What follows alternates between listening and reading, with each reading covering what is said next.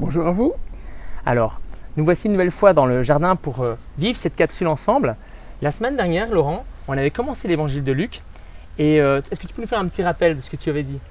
Ok, alors Luc, collaborateur de Paul, poussé par l'Esprit, va nous faire un récit détaillé de toute l'histoire du salut en Jésus-Christ. Il va prolonger après le livre des Actes. Il confie cette œuvre à Théophile et il veut l'assurer de ses recherches minutieuses et de la certitude du poids, du fondement, de la solidité de la bonne nouvelle. Et là, on rentre dans l'évangile et on s'attend à rencontrer un couple, Joseph-Marie Joseph-Marie. et Patatras, ils sont pas là. Et non. Ils sont pas là.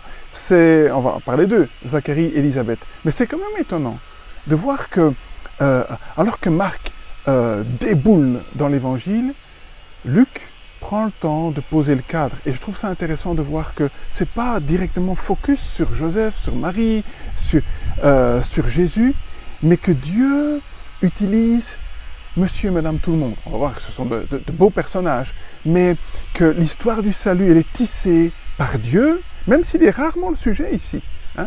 Zacharie et Élisabeth vont l'être, mais part de l'homme, part de Dieu, notre part à tous. Alors justement, qui est ce couple, Laurent?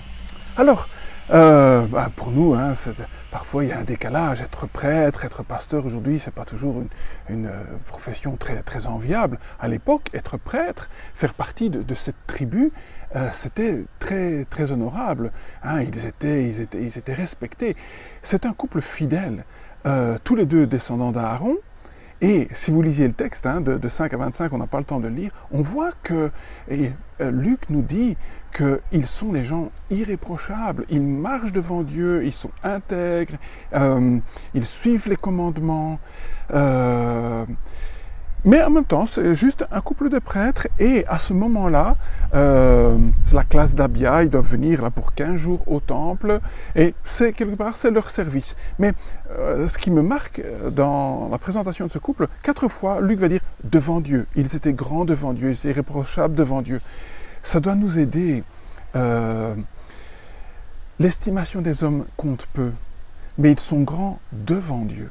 Devant Dieu. Alors parfois, on n'a peut-être pas forcément tous les diplômes, toutes les grandes qualités que réclame notre société. Mais pourtant, on peut être grand devant Dieu par notre fidélité, par notre service. Et c'est à des personnes comme ça que Dieu va venir, chez qui il va frapper la porte. Donc c'est un couple, on peut dire, un exemple pour nous alors. Oui, tout à fait. C'est beau quand même cette expression, devant Dieu. Devant Dieu. Ils sont justes. C'est dit de peu de personnes, ils suivent les commandements, mais l'évaluation de Dieu, comme c'est dit dans l'Apocalypse, cette église faible, mais pour moi je t'aime, pour moi tu es fidèle. Devant Dieu, c'est un couple qui va pouvoir collaborer. Oui, vraiment le texte dit, Élisabeth et Zacharie sont irréprochables devant Dieu. Ouais. Et pourtant, malgré leur fidélité, il y a une épreuve. Élisabeth est stérile. Ouais. Alors, de nouveau, on peut dire patatras, mais Seigneur, qu'est-ce que tu fais? Et souvent, des personnes disaient, mais c'est quand même vraiment injuste. Ils marchent devant Dieu, ils sont fidèles, ils sont là dans le ministère, et ils sont âgés. Il ne va plus rester très longtemps comme sacrificateur. À 50 ans, il devait s'arrêter, et pas d'enfants. Et à l'époque, à Israël, c'est vraiment presque une opprobre. Mais ce qui est vraiment formidable, c'est qu'on ne voit pas de contestation chez eux. Ils ont prié, on va voir que Gabriel dit Dieu a entendu votre réponse, mais ils vont rester fidèles malgré l'épreuve par excellence.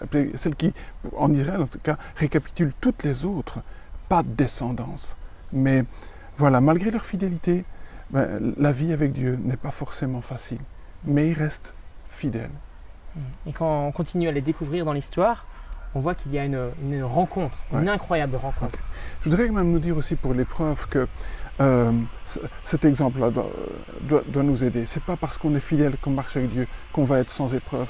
Et Dieu dit que souvent, elles vont être des tests pour nous, elles vont être l'occasion pour nous de grandir. Et puis, c'est vrai qu'il y a cette rencontre formidable. Zacharie reste fidèle dans son ministère. Et on sait par la Mishnah qu'il y a des prêtres qui n'ont jamais eu l'occasion, c'est par tirage au sort, qu'ils peuvent rentrer une fois le matin, une fois le soir pour offrir les parfums. Il est tiré au sort. Et il peut rentrer. Et c'est là qu'il va avoir une rencontre avec Gabriel. Et ça, c'est extraordinaire. C'est extraordinaire. Et est-ce qu'il y a une vérité pour nous aujourd'hui dans cette rencontre, dans ce chemin Ouais.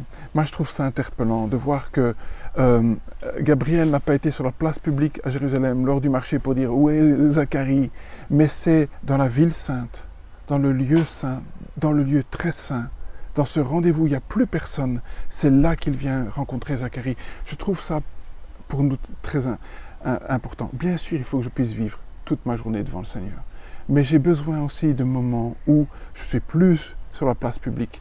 Je suis seul dans ma chambre et c'est là que très souvent il y a des révélations. Zacharie était au bon endroit et Dieu vient le chercher à ce moment-là. Je lisais des statistiques qui montrent que les chrétiens européens prient à peine 3 minutes par jour. J'ai besoin d'un moment dans le lieu saint de la présence de Dieu. Et je pense à ça, il sort de là, il ne dit pas un mot puisque la parole lui est coupée, mais tous voient qu'il s'est passé quelque chose. Est-ce que ça peut nous parler ou pas? Peut-être je me trompe. Oui, alors on va voir pourquoi il ne parle plus. D'abord, il va entendre Gabriel, l'ange de l'Éternel, va lui dire 2 choses. Tout d'abord, n'aie pas peur. Tu sais que cette expression elle revient 365 fois. Et moi, je trouve que dans la Bible, et ça résume l'Évangile, Dieu nous dit, n'aie pas peur. En Jésus-Christ, je t'ai justifié, je t'ai pardonné. C'est déjà quelque part un condensé de l'Évangile. Et puis il dit en même temps, Dieu a entendu ta prière et tu vas avoir un enfant. Et quel enfant? Quel enfant? Jean-Baptiste. On aura l'occasion de parler de lui. Mais déjà rien que son nom, peut-être on s'arrête sur ça aujourd'hui. Jean, c'est Dieu qui fait grâce. L'exaucement à la prière de Zacharie et d'Élisabeth, c'est Dieu qui fait grâce. Combien de fois Dieu n'a-t-il pas répondu à notre prière par sa grâce? Mais en même temps, l'histoire du salut, c'est l'histoire de la grâce. Jean, celui qui va préparer le terrain pour Jésus.